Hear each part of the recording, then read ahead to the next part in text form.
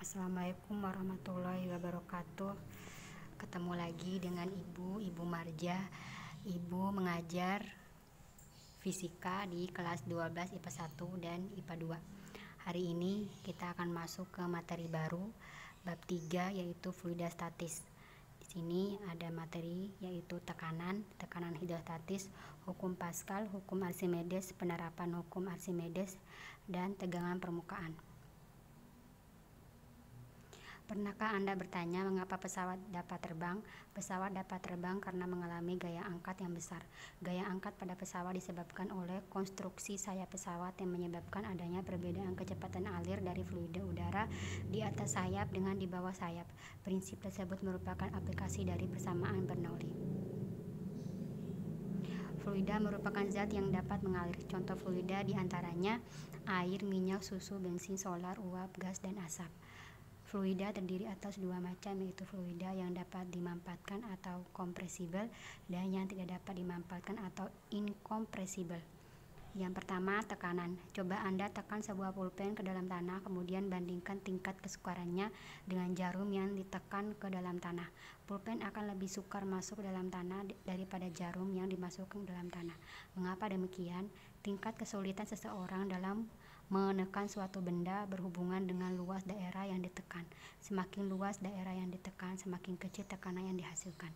Tekanan merupakan besar gaya yang bekerja pada suatu permukaan dibagi dengan luas permukaan tersebut. Jika gaya F bekerja tegak lurus pada permukaan benda seluas A, besarnya tekanan secara matematis ditulis sebagai berikut.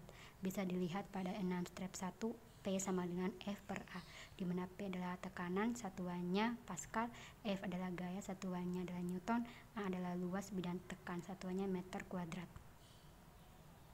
Yang kedua, tekanan hidrostatis. Perhatikan gambar 6.2. Pada gambar tersebut terlihat sebuah tabung berisi zat cair bermassa jenis rho ke dalam H dan luas penampang A. Zat cair yang berada di dalam bejana memiliki gaya berat W yang menekan dasar tabung. Semakin tinggi permukaan zat cair, semakin besar tekanan yang dihasilkan pada dasar tabung. Secara matematis, hubungan antara besar tekanan yang dihasilkan dan ketinggian zat cair dituliskan sebagai berikut. Bisa dilihat pada 6 strip 2.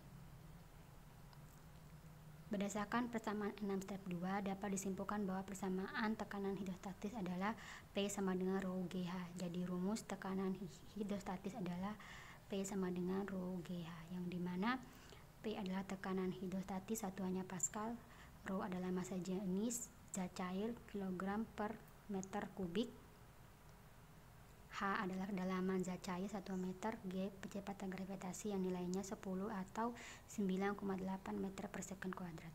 Dari persamaan tersebut dapat dipelajari bahwa tekanan hidrostatis sangat dipengaruhi oleh gaya gravitasi dan kedalaman zat cair. Kemudian bisa dilihat pada PA sama dengan PB tambah PC sama dengan rho GH, dan juga PA sama dengan PB, rho H1 dikali G, rho 2 H2 dikali G. Contoh, dalam sebuah bejana diisi air, rho sama dengan 100 kg per meter kuadrat, ketinggian airnya adalah 85 cm. Jika G sama dengan 10 meter per second kuadrat dan tekanan udara 1 atmosfer, maka tentukan A tekanan hidrostatis di dasar bejana, B tekanan mutlak di dasar bejana. Penyelesaiannya, H atau tinggi sama dengan 85 cm. Dari cm ke meter kita konversikan, yaitu 100, berarti 85 dibagi 1 sama dengan 0,85 meter. Rho sama dengan 1000 kg per meter kubik, PU sama dengan 1 atmosfer sama dengan 10 pangkat 5 Pascal, G sama dengan 10 meter per second kuadrat, sehingga dimasukkan ke rumus tekanan hidrostatis menghasilkan nilai 8,5 dikali 10 pangkat 3 Pascal. B tekanan mutlaknya di dasar bejana sebesar, tinggal masukkan ke rumus sehingga nilainya menjadi 1,085 dikali 10 pangkat 5 Pascal. Yang ketiga, hukum Pascal. Perangkat kerja hukum Pascal diperlihatkan pada gambar 6.5. Perangkat tersebut terdiri atas tabung yang diberi lubang dengan diameter yang sama. Piston bekerja sebagai pengisap dan tangkai piston berfungsi sebagai pendorong. Pada tabung tersebut diisi penuh dengan zat cair, kemudian piston diberi gaya tekan melalui tangkap piston. Ketika tekanan diberikan, zat cair akan memancar keluar melalui lubang dengan kecepatan sama. Peristiwa tersebut menunjukkan bahwa tekanan yang diberikan pada suatu zat cair dalam ruang tertutup diteruskan sama besar ke segala arah. Pernyataan tersebut dikenal sebagai hukum Pascal. Pada gambar 6.6 diperlihatkan proses kerja dongkrak hidrolik yang bekerja berdasarkan hukum Pascal. Dongkrak hidrolik terdiri atas bejana dengan dua kaki yang masing-masing diberi pengisap. Kedua pengisap ini memiliki dua penampang berbeda, yaitu A1 dan A2, di mana A1 lebih kecil dibandingkan A2. Bisa dilihat pada gambar 6.6 prinsip kerja dongkrak hidrolik, yang dimana dongkrak hidrolik banyak digunakan di bengkel-bengkel. Jika pengisap 1 ditekan dengan gaya F1, zat cair akan meneruskan tekanan tersebut ke segala arah. Besarnya tekanan pada pengisap 1 dinyatakan dengan persamaan, bisa dilihat dari 6-6. Kemudian jika di atas pengisap 2 diletakkan beban, gaya angkat ke atas pada pengisap 2 adalah F2 yang dinyatakan dengan persamaan, bisa dilihat pada rumus 6-7, sehingga menghasilkan rumus hukum Pascal di 6-8 F1 per A1 ditambah F2 per A2.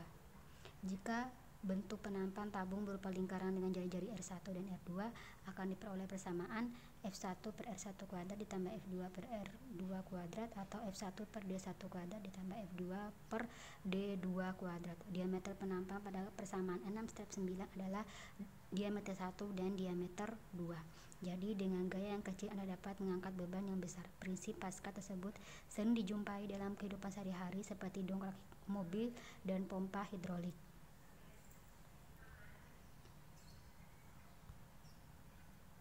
Sebuah pompa sebuah pompa hidrolik memiliki pipa kecil berjari-jari 2 cm, sedangkan pipa besar berjari-jari 20 cm. Agar beban yang beratnya 4000 Newton naik setinggi 5 cm, tentukanlah A. Gaya yang dikerjakan pada pipa kecil, B. Jarak yang ditempuh pengisap pipa kecil.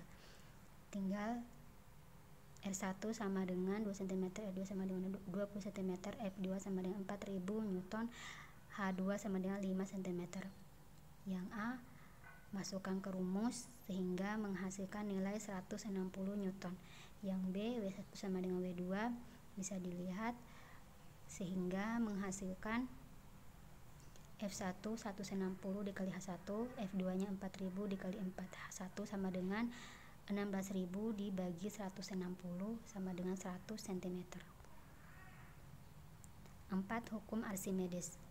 Sebuah balok ditimbang dengan neraca pegas seperti pada gambar 6.8a. Misalkan balok tersebut memiliki berat 20 Newton, kemudian balok dimasukkan dalam bejana yang berisi air di gambar 6.8b. Berat balok akan berkurang misalnya menjadi 35 Newton. Menurut Anda, apakah yang menyebabkan berkurangnya berat balok tersebut?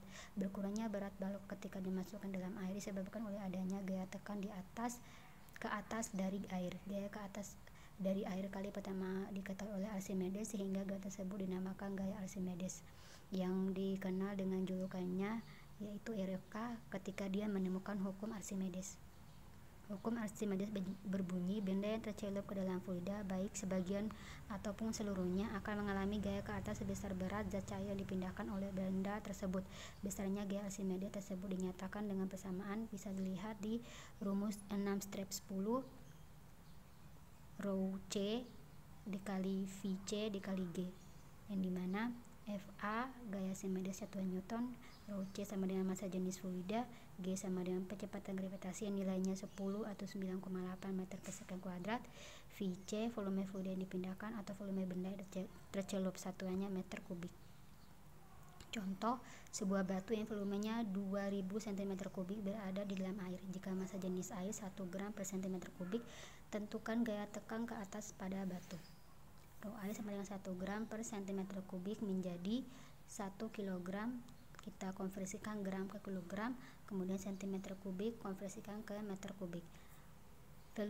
Volume batu sama dengan volume cair yang dipindahkan. VB sama dengan 2000 cm3 atau dipangkatnya menjadi 2 diubah dikonversikan dari cm ke meter menjadi 2 kali 10 pangkat min 3. G sama dengan 10 meter per second kuadrat. Masukkan ke rumus hingga menghasilkan nilai 20 Newton. Adanya gaya ke atas gaya Archimedes pada sebuah benda yang masuk ke dalam zat cair menyebabkan benda dapat mengapung, melayang, ataupun tenggelam. A. Benda mengapung. Jika hanya sebagian benda yang tercelup ke dalam zat cair, benda tersebut mengapung. Dalam keadaan ini, berat benda lebih kecil gaya ke atas dari zat cair. Secara matematis dituliskan sebagai berikut. Bisa dilihat pada rumus 6/11, Rho B dikali V B, artinya massa jenis benda dikali volume benda lebih kecil massa jenis C dikali volume C atau cair. Persamaan 6/11 menunjukkan bahwa supaya benda mengapung, massa jenis benda harus lebih kecil daripada massa jenis zat cair. Rho B lebih kecil dibanding Rho C. Benda melayang. Jika seluruh bagian benda berada di dalam zat cair, namun benda tersebut tidak sampai menyentuh dasar tabung, maka benda dikatakan melayang. Dalam keadaan seimbang, berat benda sama dengan gaya tekan ke atas oleh zat cair. Secara matematis dapat dituliskan sebagai berikut. Bisa dilihat di rumus 6/12, Rho C dikali Vc sama dengan Rho B dikali Vb. Contohnya bisa dilihat pada gambar 6/10, penyelam dan ikan-ikan dapat melayang di air dikarenakan benda melayang. Seluruh benda masuk dalam zat cair sehingga volume benda sama dengan volume zat cair yang dipindahkan. Oleh karena itu, untuk kasus melayang, massa jenis benda dan massa jenis zat cair adalah sama. Yang C. Benda tenggelam. Benda tenggelam terjadi karena gaya berat benda yang lebih besar daripada gaya tekan ke atas. Benda yang tenggelam akan menyentuh dasar tabung seperti yang terlihat pada gambar 6/11. Secara matematis dapat ditulis sebagai berikut. Bisa dilihat rumusnya di 6/13. Batu tenggelam dalam air karena massa jenis batu lebih besar daripada massa jenis air. Jadi, jika massa jenis benda lebih besar daripada massa jenis zat cair, benda akan tenggelam. Contoh, sebuah benda jika berada di udara beratnya 60 Newton, jika ditimbang di dalam air, berat benda tersebut terolah menjadi 36 Newton. Jika massa jenis air 1 gram per cm kubik, tentukanlah massa jenis benda tersebut 10 meter per second kuadrat. Tinggal dimasukkan ke rumus sehingga menghasilkan nilai 2,5 gram per cm kubik. Ingatlah, rho benda lebih kecil daripada rho fluida berarti ngapung, rho benda lebih sama dengan rho fluida sama dengan melayang, rho benda lebih besar dibanding rho fluida sama dengan tenggelam. Yang kelima, penerapan hukum Archimedes. Penerapan hukum Archimedes dapat Anda jumpai dalam kehidupan sehari-hari, contohnya rakit, perahu, kapal laut, dan balon udara. Pada dasarnya semua jenis kendaraan laut menggunakan prinsip hukum Archimedes. Badan kapal dibuat berongga agar dapat memindahkan volume air laut lebih besar sehingga massa jenis kapal menjadi lebih kecil dan gaya angkat oleh air laut semakin besar. Dari keterangan ini dapat diketahui penyebab kapal laut yang memiliki massa sangat besar dapat terapung pada permukaan air. Prinsip hukum Archimedes juga digunakan pada penerbangan balon udara. Balon udara dapat terangkat jika massa jenis dari keseluruhan balon udara tersebut lebih kecil daripada massa jenis udara. Volume gas dalam balon udara harus diperbesar dan menggunakan gas yang massa jenisnya lebih kecil daripada massa jenis udara luar agar balon tersebut dapat terangkat. Ketinggian balon ketika terbang dapat diatur dengan menambahkan gas ke dalam balon udara.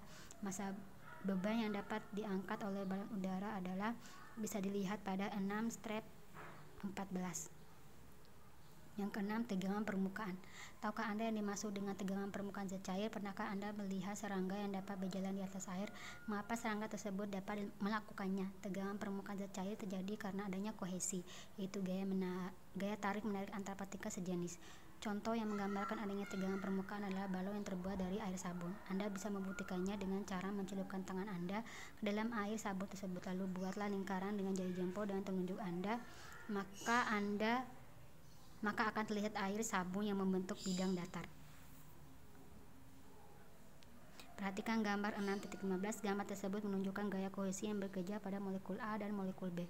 Molekul A mengalami gaya kohesi dari segala area yang sama besar sehingga dapat dinyatakan bahwa molekul tersebut berada dalam keseimbangan.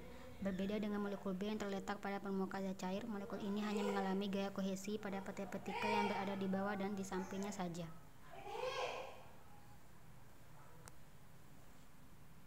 Yang A, meniskus cembung dan meniskus cekung, gaya tarik-menarik antar partikel yang sejenis dan suatu zat. Kapilaritas. Gejala kapilaritas adalah peristiwa naik dan turunnya permukaan zat cair melalui lubang-lubang kecil atau kapiler. Alat yang dapat digunakan untuk mengamati gejala kapilaritas adalah pipa kapiler, yang rumusnya Y sama dengan 2 gamma cos theta PGR. Viskositas fluida. 1. Hukum Stokes. Fluida ideal adalah fluida yang tidak memiliki viskositas kekentalan. Jika sebuah benda bergerak di dalam fluida ideal, benda tersebut tidak akan mengalami gaya gesekan. Jadi tekanan fluida sebelum dan sesudah melewati suatu penghalang tidak akan berubah atau besarnya tetap. Yang rumusnya di mana Fs sama dengan 6pi bisa dilihat pada 6-19.